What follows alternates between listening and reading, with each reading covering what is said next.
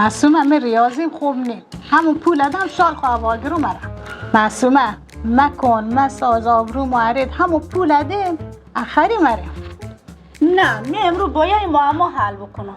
سلام علیکم سلام خسته علیکم. نباشی سلام، خیلی خوش آمدید. بفرمایید، در خدمتم. ببخشید من راجع به این معما هسته که تو نوشته خب. راجع به این موندم من خواستم حلش بکنم. تا حل بکنی؟ بله خیلی هم خوبه. الان باید بگم حل یک کنی؟ بله حلش کنم. خب.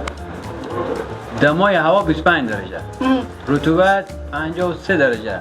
وزش باد 70 متر در ثانیه. الان شما بگی هوا چند نفره؟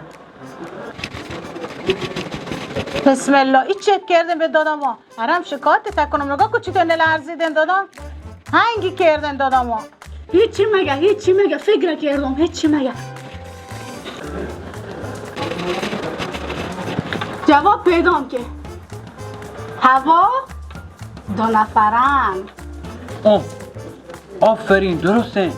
شما اولین نفری که این معما حل تو کردن. الان یه 2 تا جایزه هم به شما آدم. از طرف دست نوازنده. در این به شما، نکن دست در این هم به شما. نکن خیلی ممنون خواهش کنم.